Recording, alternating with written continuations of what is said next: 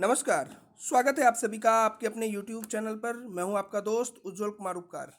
और जैसा कि आप लोग जानते हैं कि हम लोग जो है ऑलरेडी 71st और 72nd बीपीएससी के लिए एक होमवर्क सीरीज चला रहे हैं। और उस होमवर्क सीरीज के अंतर्गत हमने जो एनसीईआरटी की और ऑब्लिक बीटीबीसी की जो सीरीज चलाई है, उसी के अंतर्गत साइंस की जो ये एनसीईआरटी है क्लास 6 से हमने स्टार्ट किया था। उसका हम लोग चैप्टर नंबर 2 वीडियो आ चुकी है, एक 1 से 2 की और एक 3 से 4 की। तो अब उसी का जो है उसी क्रम को आगे बढ़ाते हुए ये वीडियो जो है हम लोग चैप्टर 5 से शुरू कर रहे हैं।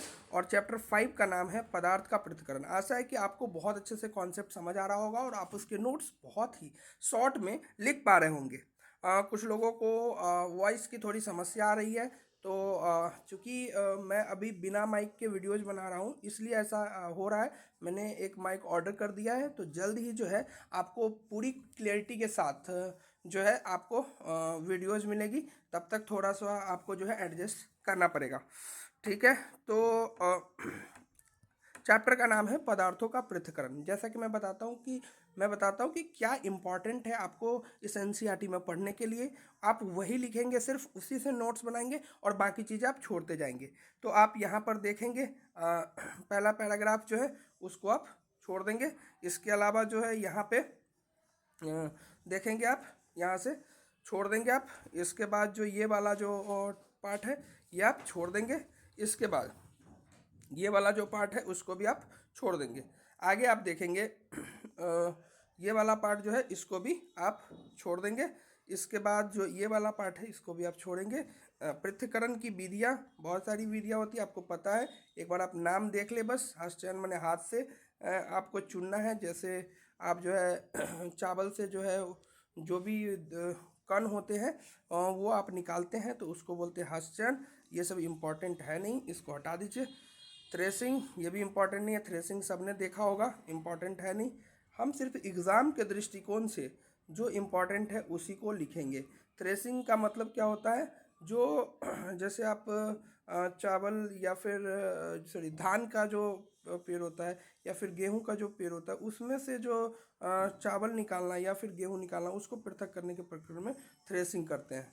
थ्रेसिंग आप जानते ही होंगे, आपने देखा होगा थ्रेसर को, ठीक है। तो ये वाला जो है इसको हटा दीजिए। इसके बाद जो ये वाला पार्ट है इसको भी आप हटा सकते हैं। अब जो ये पार्ट है, यहाँ पर एक इम्पॉर्टेंट टर्म आता है, ये आपको लिखना है। इसका नाम है निष्पावन। निष्पावन, निष्पावन, निष्पावन क्या है? किसी मिश्रण के अवयवों को इस प्रकार पृथक करने की विधि, ठीक है, हम लोग कहते हैं निष्पावन। निष्पावन में क्या होता है कि वायु का प्रयोग करके, किसका प्रयोग होता है, देखो इससे आपको याद रहेगा। पावन मतलब पवन, पावन मतलब पवन, आप याद कर लीजिए, आप कभी नहीं भूलेंगे। निष्पावन अगर भूलेगा तो पवन का यूज़ करके, जैसे हम लोग क्या करते थे प्राचीन काल में, जो हमारी मम्मी दादी लोग रहती थी, वो लोग क्या करती थी, जो सूप होता था, सूप आप लोग जानते होंगे। सूप में अगर कोई अनाज है तो उसको धीरे धीरे गिराते थे, जो हल्का पार्ट होता था वो उड़ जाता था पवन से, और जो भारी पार्ट है वो वहीं रहता था। तो इससे क्या होगा, पवन का प्रयोग करते हैं, बस इतना लिखना है। निष्पावन डैश में पवन, और पवन मतलब हवा, हवा डैश में लिख दीजिए।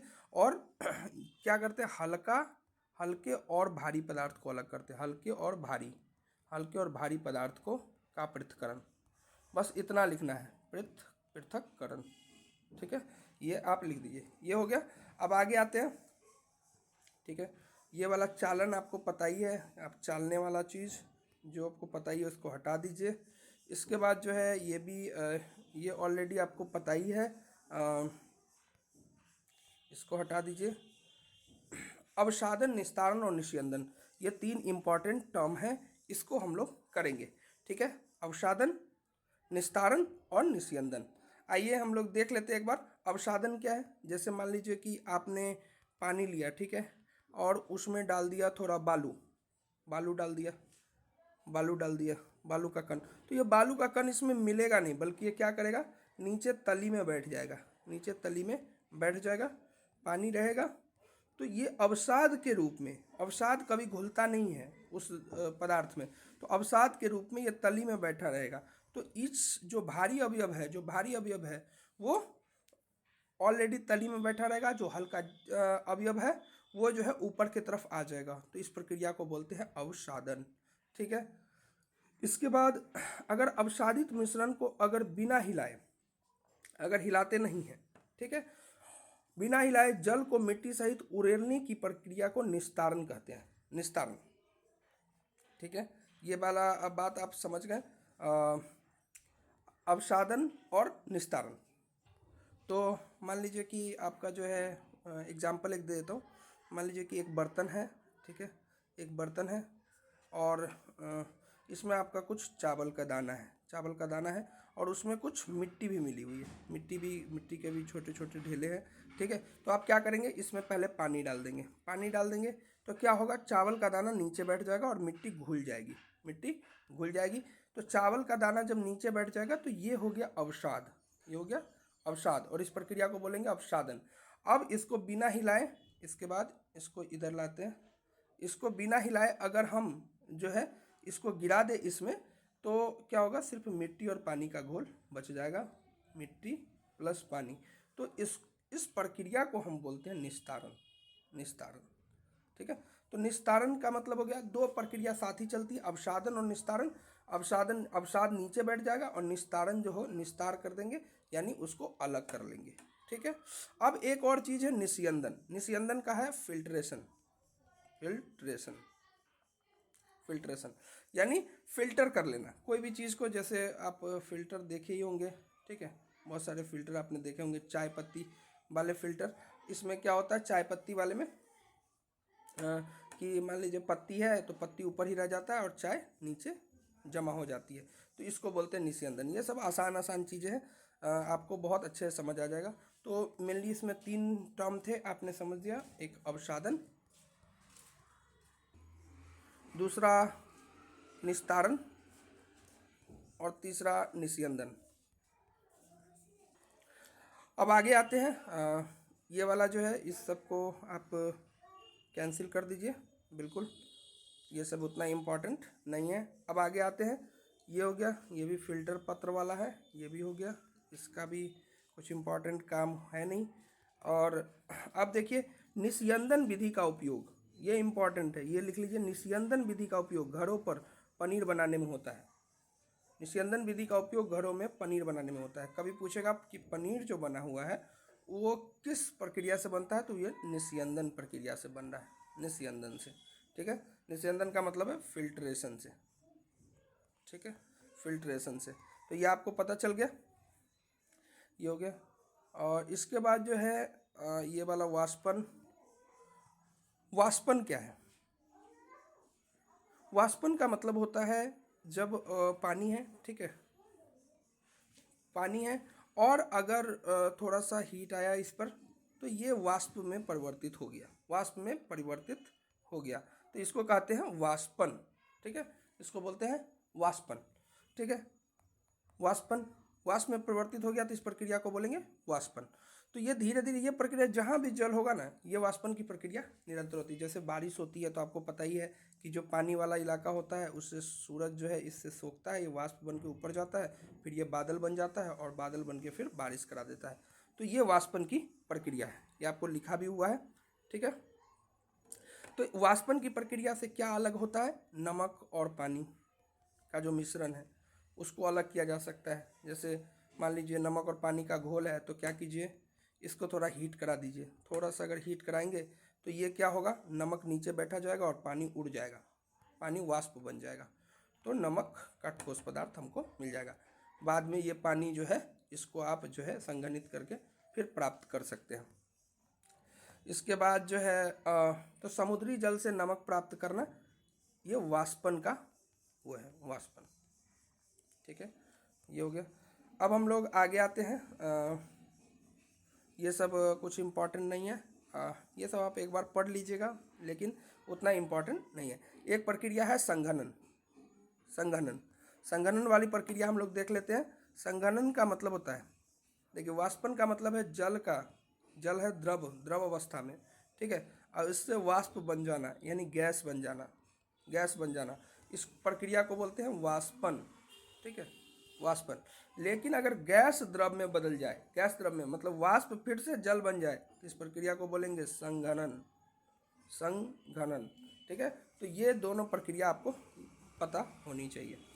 ये हो गया। अब आते हैं आगे, क्या किसी जल में कितनी भी मात्रा को घोल सकते हैं। यहाँ तीन कॉन्सेप्ट आपको दिखाई देंगे। एक है असंतृप्त, दूसरा है संतृप्त, एक मिनट, असंतृप्त,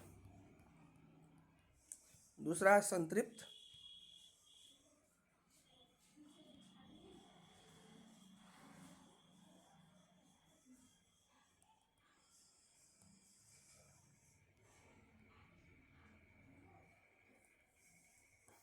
बार बार गलत लिखा जा रहा है, एक मिनट, और तीसरा है अति संतृप्त। ये वाला नहीं होगा, ठीक है। ये हो गया। अब इसको मैं एक एग्जांपल से आपको समझाए तो आप कभी नहीं भूलेंगे। मान लीजिए कि आपके पास जो है आपके पास एक गेस्ट आए, ठीक है, आपका कोई मेहमान आया। बहुत इजी आपको समझा देता हूँ। मेहमान आया, ठीक है, या आप किसी के घर गए, तो आप वो बहुत दूर से धूप में गए थे, तो आपको बहुत प्यास लगी, ठीक है। तो उसने पूछा कि क्या आप जो है शरबत लेंगे या क्या आप कोई जूस लेंगे, तो आपने बोला हाँ, ठीक है। तो आपने जो है एक गिलास जूस पी लिया, ठीक है। लेकिन आपका मन था काश एक गिलास और मिल जाता हमको, तो और भी अच्छा होता, तब मेरा पेट भर जाता, ठीक है। तो जब एक गिलास जूस आपने पी लिया, उस समय जो आपकी हालत है वो है असंतृप्त, यानी अभी भी आप संतृप्त नहीं हुए, अभी आपको चाहिए, ठीक है, अभी आपको और चाहिए, बिल्कुल चाहिए, ठीक है। तो जब विलयन में जितना घुलना चाहिए कोई पदार्थ, ठीक है, अगर उससे कम घुलता है तो वो असंतृप्त है। आपके पास नीड थी 2 गिलास जूस की, लेकिन आपको मिला 1 गिलास जूस, तो ऐसे में आप असंतृप्त हो गए। तो मान लीजिए कि कोई पानी है, उसमें नमक घुल सकता है, एक केजी पानी में मान लीजिए नमक घुल सकता है 200 ग्राम, लेकिन अगर 100 ही ग्राम घुला है, यानी असंतृप्त विलयन है।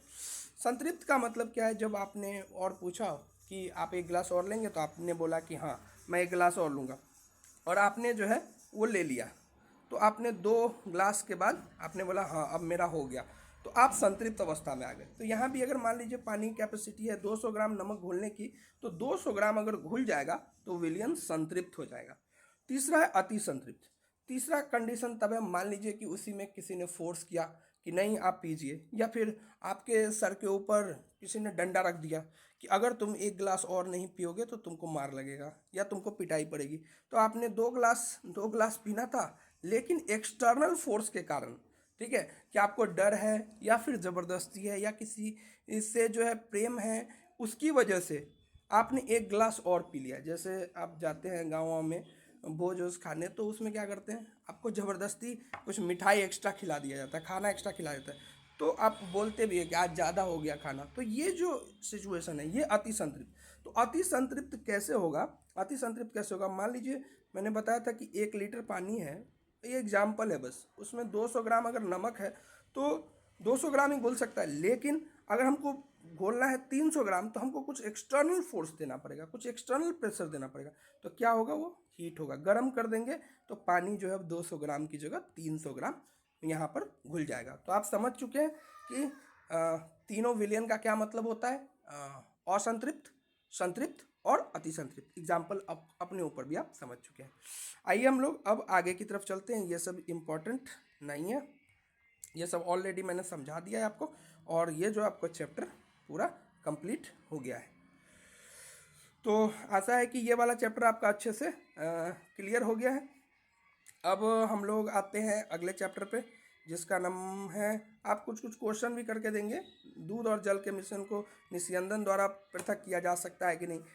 कब आप दूध और पानी को अगर मिला रहे हैं और उसको कह रहा है कि फ़िल्टर से अलग कर सकते हैं कि नहीं, क्या अलग कर सकते हैं, नहीं कर सकते हैं, तो आप नहीं कर पाएंगे। तो ये सब क्वेश्चन भी आप एक बार करके देख लें, तो आपको कॉन्सेप्ट की क्लैरिटी हो जाएगी, ठीक है। आ जाइए अब चैप्टर नंबर 6 पे, हमारे चारों ओर के परिवर्तन, ठीक है। परिवर्तन, हमारे चारों ओर के परिवर्तन, हमारे चारों ओर जो परिवर्तन होते हैं, चेंज। एक बहुत ही फेमस कहावत है, change is the law of nature. अब कहावत नहीं है, ये लिया गया है आपको गीता से, गीता जी से लिया गया है। गीता जी में कहा गया है कि change is the law of nature, परिवर्तन ही संसार का नियम है। अगर आप समय के साथ खुद में परिवर्तन नहीं करते हैं तो आप जो है वहाँ पर प्रासंगिक नहीं रहेंगे, ठीक है, वहाँ पे आपकी प्रासंगिकता खत्म हो जाएगी। तो आप हर समय चीज़ों को अपने हिसाब से अडेप्ट करें और उसमें परिवर्तन करें, ठीक है, यही वाला है। लेकिन यहाँ पर हमारे आसपास किस किस तरह के परिवर्तन होते हैं इस पर बात की जा रही है। तो अभी पहले आइए, ये वाला है, ये बड़ा अच्छा इसमें स्टार्टिंग दिया जाता है एनसीईआरटी में। एनसीईआरटी की स्टार्टिंग मुझे बहुत पसंद होती है, खासकर आप एस्से में इन स्टार्टिंग्स को लिख सकते हैं। मान लीजिए यही क्वेश्चन आ गया, यही वाला आ गया कि परिवर्तन ही संसार का नियम है एस्से, तो यहीं से आप स्टार्ट कर सकते हैं कि कल्पना कीजिए यदि आपको चारों ओर किसी व्यक्ति में, वस्तु में परिवर्तन करने की कोई जादुई शक्ति अचानक मिल जाए, क्या ये एक बड़े मजे की बात नहीं होगी? वे कौन सी वस्तुएं हैं जिन्हें आप बदलना चाहेंगे? तो एक तरीके से एक आपको बहुत अच्छी स्टार्टिंग सिखाता है एनसीईआरटी या बीटीबीसी की बुक, तो ये वाला है। लेकिन वास्तव में हमारे पास कोई जादुई शक्ति नहीं है, ठीक है। तो इस तरह की स्टार्टिंग आप कर सकते हैं। ये बस इतना ही इसी के लिए, लेकिन इसका कोई इम्पोर्टेंस नहीं है, ये सब कोई इम्पोर्टेंस इसका नहीं है। आगे बढ़ते हैं, इसका कोई इम्पोर्टेंस नहीं है, आ जाइए आगे। ये सब जो है सिर्फ परिवर्तन के बारे में है कि आपने रोटी बना दी आटे से, ये सब आप एक बार पढ़ लीजिएगा बस। यहाँ भी कोई भी परिवर्तन नहीं है, ठीक है। यहाँ पर जो है यहाँ कुछ भी नहीं है। उत्क्रमिक, ये वाला जो है उत्क्रमिक, एक बार देख लीजिएगा कि उत्क्रमिक मतलब बदला जा सकता है कि नहीं। कच्चे अंडे से उबला हुआ अंडा आप बदल सकते हैं कि नहीं? बिल्कुल बदल सकते हैं, तो हाँ हो जाएगा। गाढ़े गोल से इडली बना सकते हैं, गीले कपड़े सूखे कपड़े कर सकते हैं, ऊन के धागों से बिना हुआ स्वेटर बिल्कुल कर सकते हैं, ठीक है, ये हो गया। इसके बाद जो ये वाला आ गया, आप इसको कर दीजिए। ये यहाँ पर एक इम्पॉर्टेंट बात है कि जब हम किसी चीज़ को, हत्थे को वलय में फंसाने के लिए वलय को गर्म करते हैं जिससे उसका आकार बड़ा हो जाता है। यानी कोई भी चीज़ को, कोई भी धातु को गर्म करेंगे टेम्परेचर देंगे तो वो बड़ा हो जाएगा। यही कारण है, देखे होंगे कि आप जो लोहार है वो किसी चीज़ को, लोहा को गर्म करके पीटता है, उसको प्रहार करता है तो वो जल्दी जो है चौड़ा हो जाता है। या ये भी आपने सुना होगा कि रेलवे की पटरियों के बीच थोड़ी जगह छोड़ दी जाती है बीच में, कारण यह है कि जब दोनों गर्मी में गर्म होंगे तो ये दोनों चिपक जाएंगे, तो इसलिए थोड़ा सा जगह छोड़ दिया जाता है। कोई भी धातु को आप गर्म करेंगे तो वो फैलेगा, ठीक है, वो आकार में बड़ा होगा, ठीक है। ये भी है कि बैलगाड़ी के लकड़ी के पहिए पर लोहे के रिम को कसने के लिए किया जाता है, ठीक है, गर्म किया जाता है। ये हो गया। आपको पता है कि जब रिम अगर कसते हैं तो पहले छोटा रिम बनाते हैं, फिर उसको गर्म करते हैं कि फैल जाए, और फैलने के बाद इस पर लगा देते हैं, तो फिर जब वो ठंडा होता है तो अपने आप वो चिपक जाता है, ठीक है, ये हो गया। इसके बाद ये सब इम्पोर्टेंट नहीं है। इसके बाद ये हाँ, ये बात है कि सड़क की मरम्मत करने के लिए एक काले रंग के पदार्थ टार को गर्म करते हैं, ठीक है, ये आपको पता ही है, उसको टार बोलते हैं, अलकतरा, ठीक है। ये इम्पोर्टेंट उतना नहीं है, ये भी इम्पोर्टेंट नहीं है। मोमबत्ती का जलना, बताइए मोमबत्ती का जलना जो है, एक बार मोमबत्ती जल गई, क्या फिर इससे मोमबत्ती बनाई जा सकती है? तो आंसर है हाँ, बनाई जा सकती है, मोम को दोबारा जमा करके, ठीक है। ये वाला जो है आपको उतना इम्पोर्टेंट नहीं है, ठीक है। और इसके बाद जो है ये क्या दूध से दही बनना, इसको रिवर्स किया जा सकता है? आंसर है नहीं, नहीं किया जा सकता। तो कुछ परिवर्तन ऐसे होते हैं, ठीक है, जिनको हम दोबारा कर सकते हैं। जैसे मान लीजिए मोमबत्ती अगर जल गई, आपकी मोमबत्ती अगर जल गई तो दोबारा जली हुई से मोमबत्ती बना सकते हैं। इस प्रकार के परिवर्तन को हम बोलते हैं भौतिक परिवर्तन। इस प्रकार के परिवर्तन को बोलते हैं भौतिक परिवर्तन। लेकिन जो चीज़ें चेंज नहीं हो सकती है उसको बोलते हैं रासायनिक परिवर्तन, ठीक है। ये आप आगे की क्लास में पढ़ेंगे, इसलिए जो है ज़्यादा इसको बताया नहीं है, ठीक है। यानी इसमें खाली इंट्रोडक्शन दे दिया है। दो वर्ग में बांट सकते हैं, परिवर्तन जिन्हें बदला जा सके और दूसरा परिवर्तन इन्हें नहीं बदला जा सके। आगे क्लास में आप पढ़ेंगे। तो ये आपका हो गया चैप्टर 6। आइए हम लोग चैप्टर 7 भी कर ही लेते हैं। चैप्टर 7 भी कर ही लेते हैं। चैप्टर 7 में हमारा क्या है, पौधों को जानिए, ट्री के बारे में। बहुत बेसिक चैप्टर है लेकिन बहुत इंपॉर्टेंट चैप्टर है। आइए सबसे पहले जो है ये वाला कुछ इंपॉर्टेंट नहीं है, इसके बाद जो है ये भी इम्पॉर्टेंट नहीं है। आप देखते हैं कि एनसीईआरटी की बुक में बड़े अच्छे अच्छे चैप्टर वो दिए रहते हैं। मैं आपको दिखाऊंगा आपको कि कैसे जो है क्वेश्चंस पूछे जाते हैं, कैसे जो है आपको क्वेश्चंस पूछे जाते हैं। ये अब 3 टर्म है इसमें, शाक, झाड़ी, वृक्ष। वैसे तो आपको लग रहा होगा कितना आसान है, लेकिन जो इसकी परिभाषाएं हैं, वो आपको ध्यान से समझने की जरूरत है। एग्जाम में वही आता है, ठीक है। शाक, झाड़ी, वृक्ष। आइए हम लोग जो है ये सब इम्पोर्टेंट नहीं है, आगे हम लोग कुछ चीज़ें करेंगे, ठीक है। ये सब हो गया। हम जो है पौधों को 3 संवर्गों में विभक्त कर सकते हैं। जितना भी पौधा है, यहाँ से ऐसा नोट्स बना लीजिए, जितना भी पौधा है वो 3 भागों में विभक्त हो सकता है। शाक, एक तो शाक हो गया, एक झाड़ी है और तीसरा वृक्ष होता है, ठीक है। यहीं पर तीनों का डेफिनेशन बगल में आप लिख सकते हैं, जैसे शाक क्या होता है, झाड़ी क्या होता है, वृक्ष क्या होता है। आइए हम लोग थोड़ा थोड़ा बात करते हैं। सबसे पहले आते हैं शाक पे। शाक, ठीक है। 2 कंडीशन है इसमें, एक तो हरा और कोमल तना। एक तो है हरा प्लस कोमल तना, कोमल तना। इसका तना कैसा होगा, हरा होगा और कोमल होगा। ये है आपका साग का फोटो, देखे होंगे आप, हरा और कोमल तना। और दूसरा साइज में होगा छोटा और कोई शाखा नहीं होगा, कोई शाखा नहीं। एक ही मेन शाखा होती है, सामान्यतः कोई शाखा नहीं, हो सकता है एक्सेप्शन हो, सामान्यतः कोई शाखा नहीं। तो शाक होता है हरा और कोमल तना, साइज में छोटा और कोई शाखा नहीं निकला होता है। आइए हम लोग अब बात करते हैं झाड़ी। झाड़ी, झाड़ी में भी है वही, एक तो तना जो है आधार के समीप से निकलता है, आधार के समीप से निकलता है, ठीक है। दूसरा तना इसका कठोर होता है लेकिन ज़्यादा मोटा नहीं होता, ज़्यादा मोटा नहीं होता है। 3 है, 3 कंडीशन, एक आधार के समीप होता है, कठोर होता है लेकिन ज़्यादा मोटा नहीं होता है। ये हम लोग डायग्राम में देख ले, यही वाला है झाड़ी।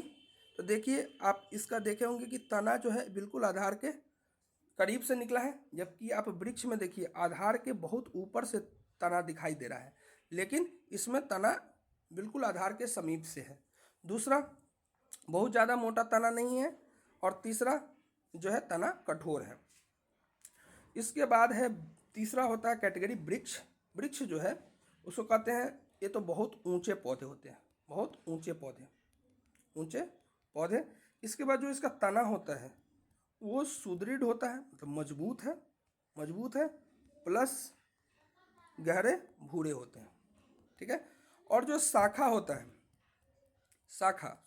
शाखा होता है वो भूमि से ऊपर से निकलता है, तने के ऊपर से, और तना दिखाई देगा, ठीक है, तना दिखाई देगा।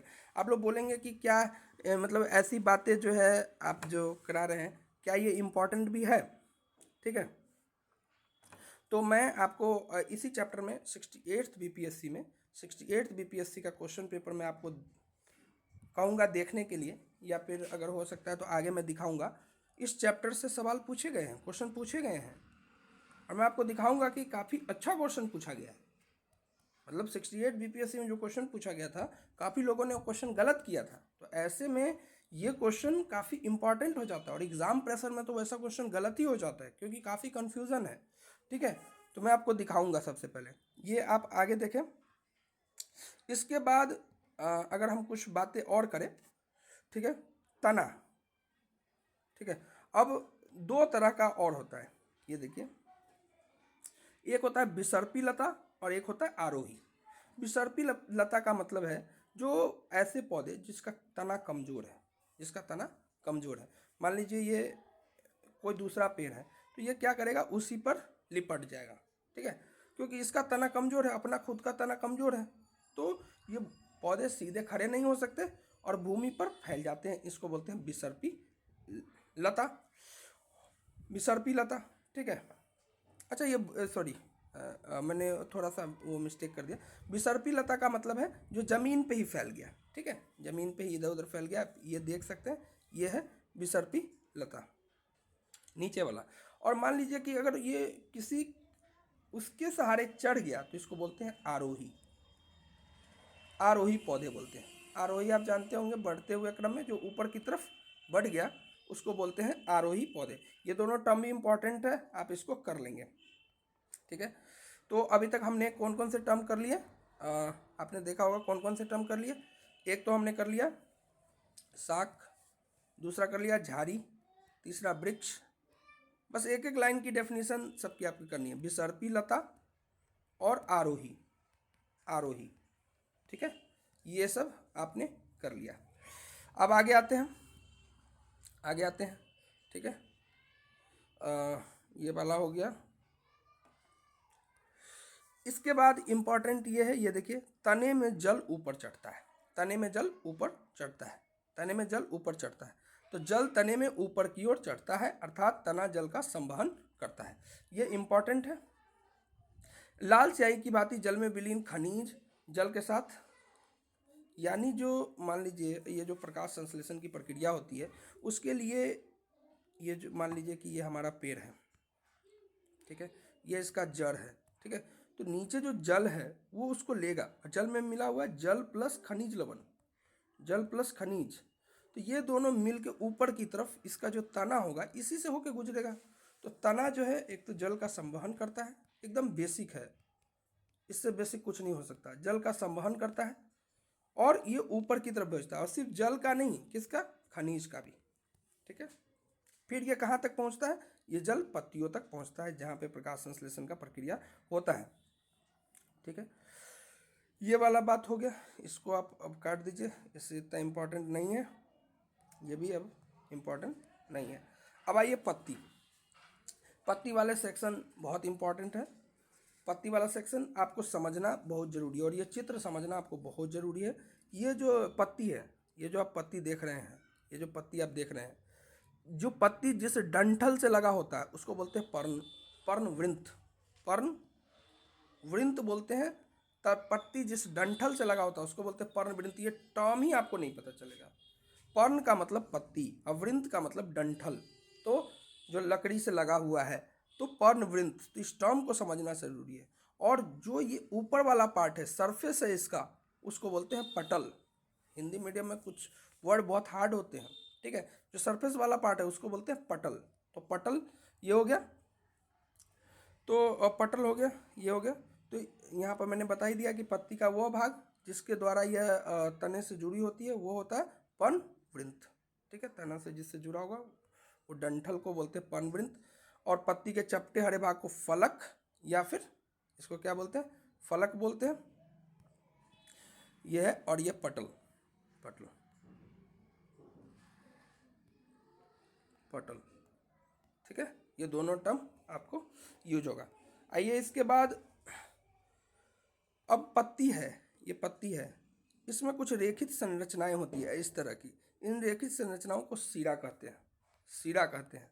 ठीक है, और जो ये मोटी वाली लाइन है, सबसे मोटी वाली बीच में, इसको बोलते हैं मध्य सिरा, मध्य सिरा, मध्य सिरा। और ये जो डिजाइन है पूरा, इस पूरे डिजाइन को बोलते हैं सिरा विन्यास, सिरा विन्यास। पत्ती हो गया, पत्ती जिस डंठल से लगी हुई उसको बोलते हैं पर्ण वृंत। आप अच्छे से समझिए चीज़ों को।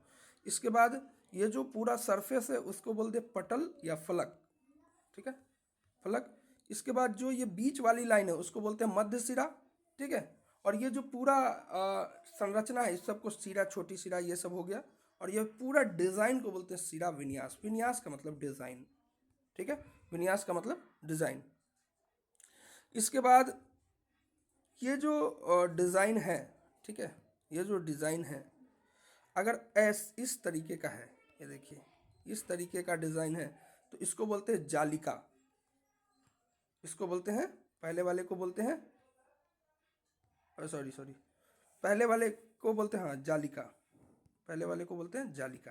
ठीक है, इस वाले को, यही पत्ती है। अगर दोनों तरफ ऐसे ऐसे बना हुआ है तो इसको बोलेंगे जालिका, क्योंकि जाली की तरह है, जाली की तरह ऐसे ऐसे बना हुआ है। और दूसरा वाला जो है, आपने बहुत सारा पेड़ देखा होगा इस तरीके का, ठीक है, इस तरीके का, इसमें इसी तरीके का ऐसे ऐसे रहता है, ठीक है। तो इसको बोलते हैं समांतर, समांतर शिरा विन्यास, ठीक है, समांतर शिरा विन्यास, समांतर शिरा विन्यास बहुत ही इंपॉर्टेंट है। तो दो तरह के शिरा विन्यास हो गए, एक जालिका और एक समांतर, ये कुछ इंपॉर्टेंट नहीं है। अब आगे आ जाइए।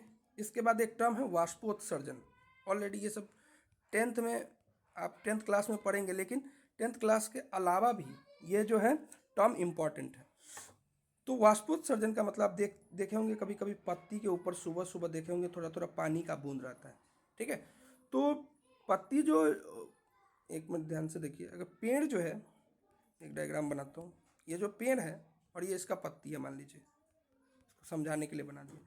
पेड़ जो पानी ले रहा है, यहाँ पे आपको जो है अपना जो है खाना बना रहा है, खाना बना रहा है प्रकाश संश्लेषण के द्वारा, फिर बचा हुआ जो पानी है उसको बाहर छोड़ देगा। इसी प्रक्रिया को बोलते हैं, पेड़ से जो पानी निकलता है बूंदे पत्ती से जलवाष्प के रूप में निकलती है, इस प्रक्रिया को बोलते हैं वाष्पोत्सर्जन। और यही वाला जो है ये कहीं ना कहीं इसलिए बोला जाता है कि जहाँ भी पेड़ होता है, क्योंकि पत्तियों पर वाष्पोत्सर्जन के द्वारा बहुत सारा पानी आता है और पानी आने के कारण वहाँ बारिश की भी संभावना काफ़ी रहती है। ये सब बात हो गई। इसके बाद जो है एक टर्म है प्रकाश संश्लेषण, इसको बहुत डिटेल में बाद में देखेंगे। फिलहाल जो है इतना समझ लीजिए कि प्रकाश संश्लेषण क्या है, कि सूर्य के प्रकाश में, सूर्य के प्रकाश में, ठीक है, पौधे अपना भोजन बनाते हैं, पौधे अपना भोजन बनाते हैं। और उसमें किस किस चीज़ों का उपयोग करते हैं, एक तो CO2 मतलब कार्बन डाइऑक्साइड, पानी, और इसमें ज़रूरत होती है क्लोरोफिल की, क्लोरोफिल की। थोड़ा बेसिक से आपको समझा देता हूँ। आइए हम थोड़ा प्रकाश संश्लेषण को समझ लेते हैं, तो आपका कॉन्सेप्ट भी क्लियर हो जाएगा। मान लीजिए कि ये पेड़ है, पेड़ है, ठीक है, और ये इसका जो है जड़ है, ये इसका जड़ है, बहुत अच्छे से समझा दूंगा। और नीचे पानी है, ठीक है, पानी है, ये जल है, जल प्लस खनिज, जल प्लस खनिज, ये हो गया। ये एक पत्ती बना लेते हैं हम लोग, ये हम लोग एक पत्ती बना लेते हैं ताकि हम लोगों को अच्छे से समझ आए। ये आपका पत्ती है, ठीक है, पत्ती में ही भोजन बनता है, आपको पता होगा। अब जो है ये जड़ है, ये है जड़, ठीक है। तो यहाँ से पानी और खनिज लवण पत्ती लेगा, ठीक है। और इसके पास ऑलरेडी, इसके पास ऑलरेडी क्या है, क्लोरोफिल है, क्लोरोफिल है, जो क्लोरोप्लास्ट में रहता है, ठीक है। और इसके वातावरण से ये ले लेगा कार्बन डाइऑक्साइड, वातावरण से ले लेगा कार्बन डाइऑक्साइड, और ये मिला के अपना भोजन बनाएगा, ठीक है, इस कार्बन डाइऑक्साइड को बनाएगा। तो चार चीज़ें जरूरी होती है, एक कार्बन डाइऑक्साइड, क्लोरोफिल, और यहाँ पर सूर्य का प्रकाश, सूर्य का प्रकाश हो गया, सूर्य का प्रकाश ले लिए। तो सूर्य का प्रकाश, कार्बन डाइऑक्साइड, क्लोरोफिल और जल, ये चार चीज़ें ज़रूरी होती है पौधों को अपना भोजन बनाने के लिए। तो इस प्रक्रिया के द्वारा जो बनता है वो होता है C6H12O6, बाद में हम लोग पढ़ेंगे, इसको बोलते हैं ग्लूकोज, यानी स्टार्च या मंड, मंड का निर्माण होता है। और ऑलरेडी आपने 6th क्लास में पढ़ा है कि स्टार्च के लिए जो टेस्ट होता है, आप कमेंट बॉक्स में लिख के बताइए कि आपने जो पढ़ा है स्टार्च और मंड के लिए जो टेस्ट होता है उसमें किसका प्रयोग किया जाता है और इससे कौन सा कलर आता है, ठीक है, कौन से कलर में बदल जाता है, ये आपने पढ़ा है 6th क्लास में, आपका रिवीजन भी हो जाएगा। तो ये टोटल प्रकाश संश्लेषण आपको याद करने के लिए मैं एक छोटा सा एग्जांपल देता हूँ, क्यों ये चार चीज़ें चाहिए। मान लीजिए कि आपको चावल बनाना है, मान लीजिए कि आपको चावल बनाना है, तो चावल बनाने के लिए आपको कौन कौन सी चीज़ें चाहिए। आप घर में चावल बना रहे हैं तो आपको एक बर्तन चाहिए, आपको चाहिए एक बर्तन।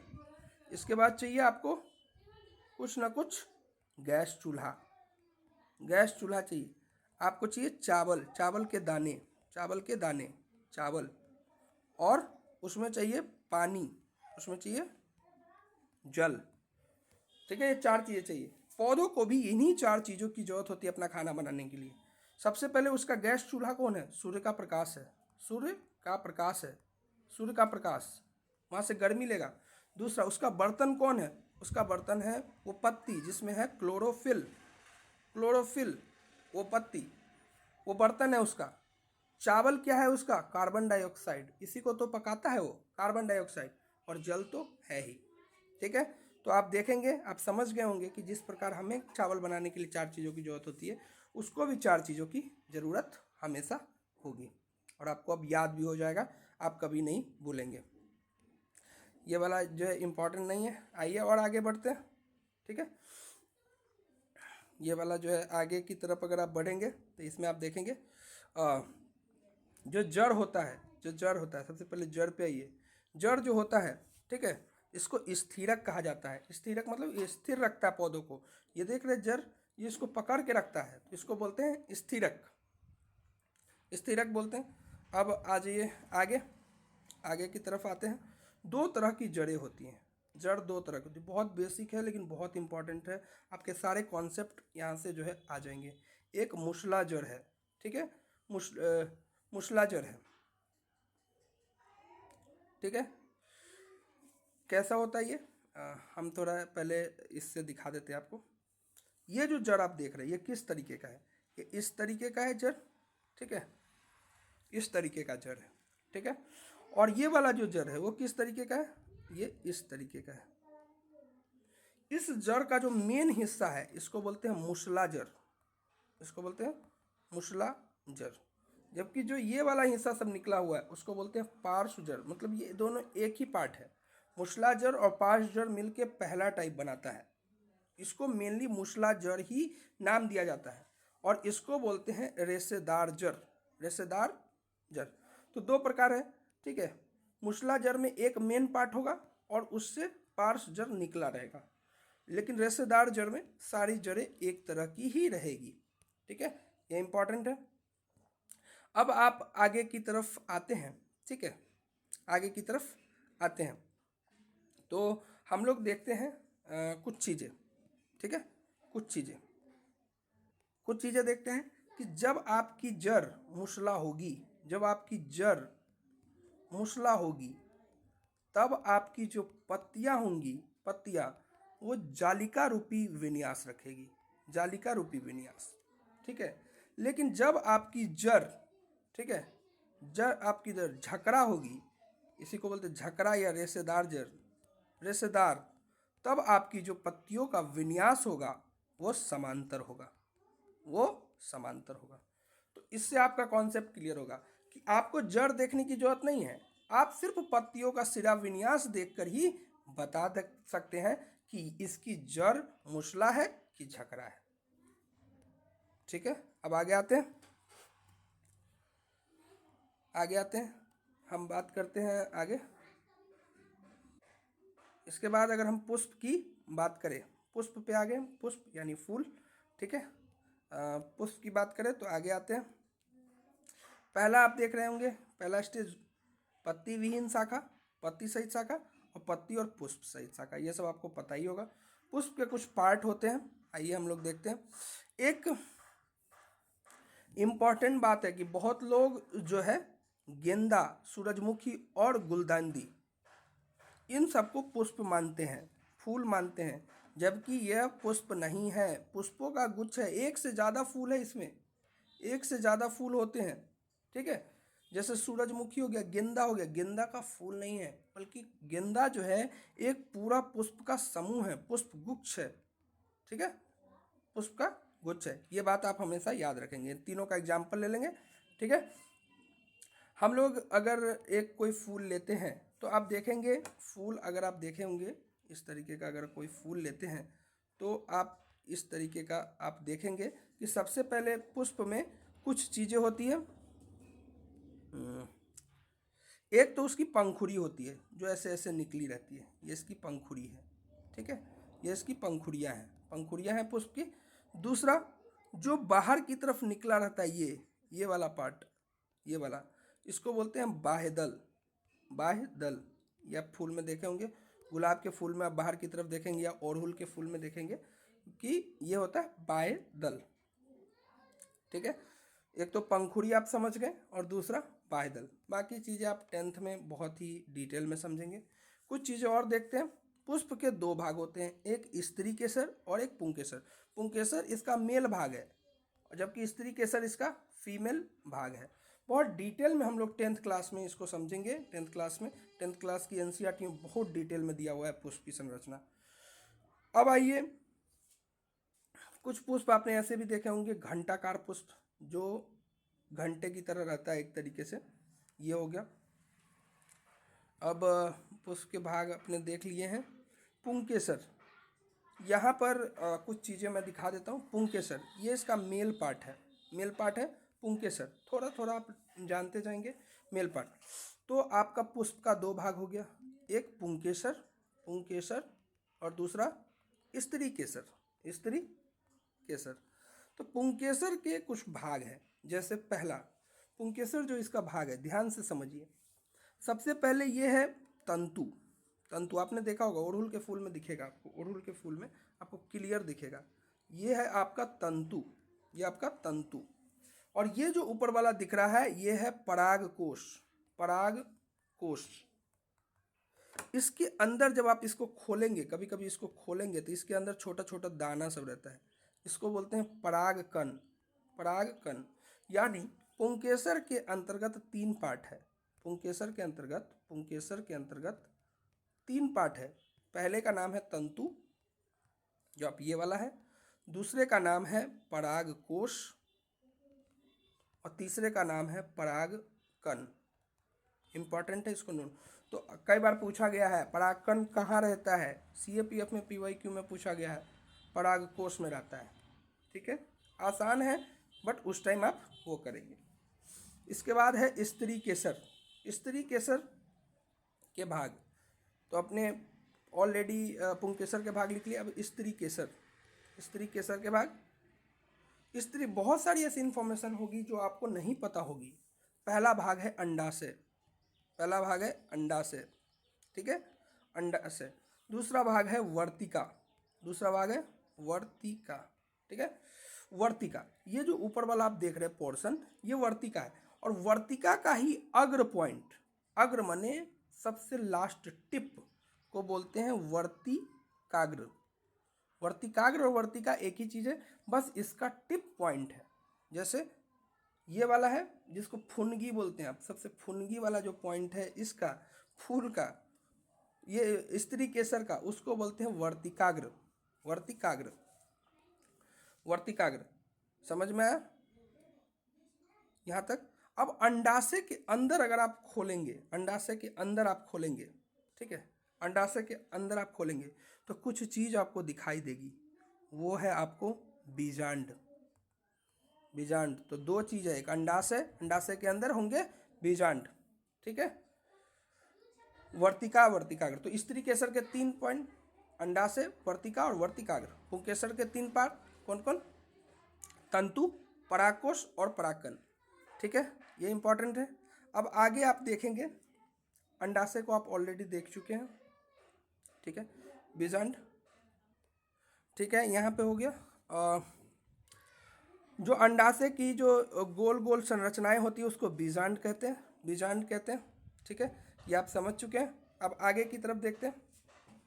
इसी में आप कमेंट करके बताएं कि कौन सा ऐसा पार्ट है अंडाशय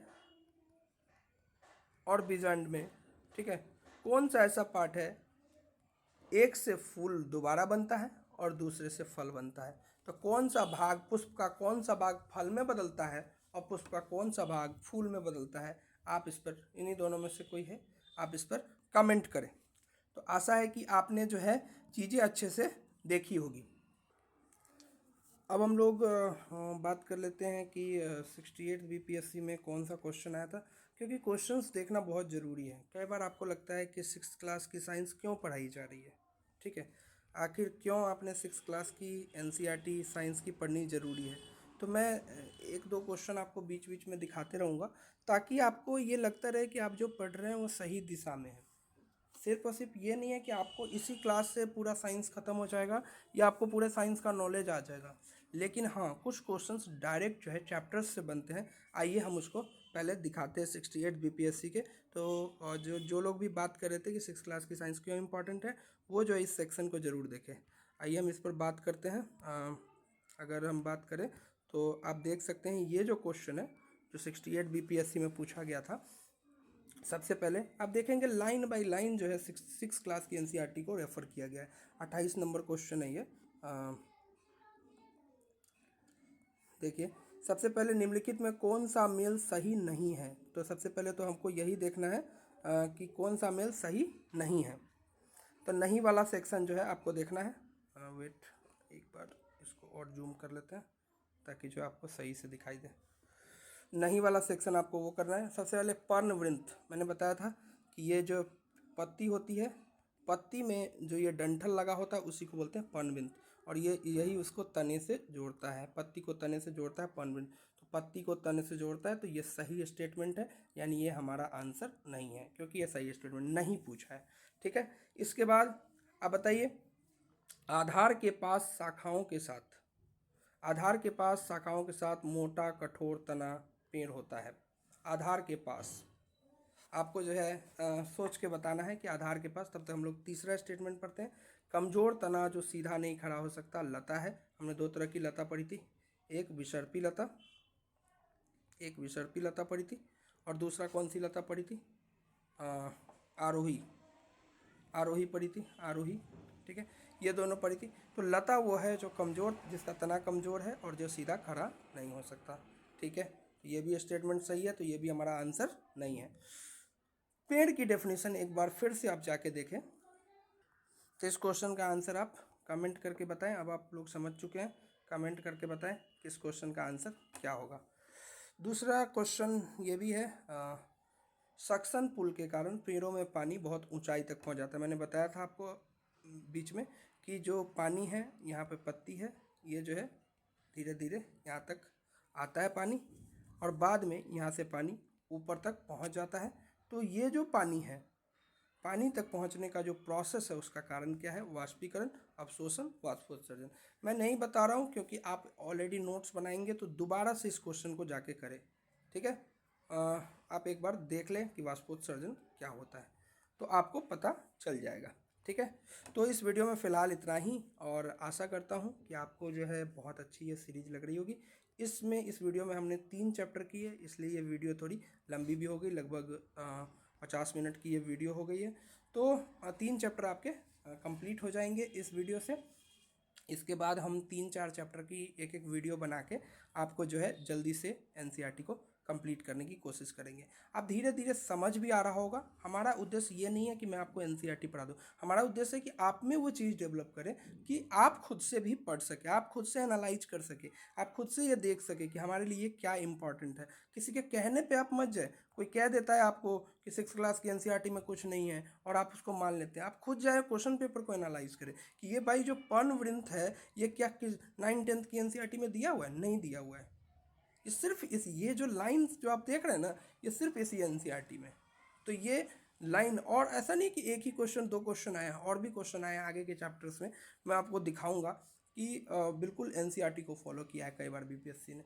17th बीपीएससी का भी मैं एग्जाम्पल देकर दिखाऊंगा, जबकि ये शॉकिंग एग्ज़ाम था, बहुत सारे फैक्ट पूछे गए थे, लेकिन फिर भी मैं दिखाऊंगा कि एनसीईआरटी का कितना अहम रोल था। आई थिंक 20 क्वेश्चन के आसपास एनसीईआरटी से फिर भी पूछे गए थे। तो कहीं ना कहीं जिस एग्ज़ाम में आपको 20 क्वेश्चन एनसीईआरटी से पूछा जाए उसको आप छोड़ नहीं सकते। तो बस मैं आप लोगों को आशा करूँगा कि आप लोग बहुत अच्छे से पढ़ाई करते रहें। अपनी जो निरंतरता है, अपनी जो आपकी लगन है, ईमानदारी है, उसको बनाए रखें, मोटिवेटेड रहे, और जो है अपनी जो होमवर्क सीरीज है उसके टारगेट्स को पूरा करते रहें। बस इस वीडियो में इतना ही। आशा करता हूँ कि आप लोगों को ये वीडियो बहुत अच्छे से समझ आई होगी, आपके कॉन्सेप्ट क्लियर हो रहे होंगे। अगर आपको ये वीडियो अच्छी लगी है तो आप इस पर लाइक करें, कमेंट करें, और अगर आप इस चैनल पे नए हैं तो इसको सब्सक्राइब कर दें, और इसको शेयर करें उन लोगों के साथ, उन बच्चों के साथ जो दूर दराज कहीं पढ़ रहे हैं इन आशा में कि उसके पास भी एक अच्छी वीडियो पहुंच सके। धन्यवाद।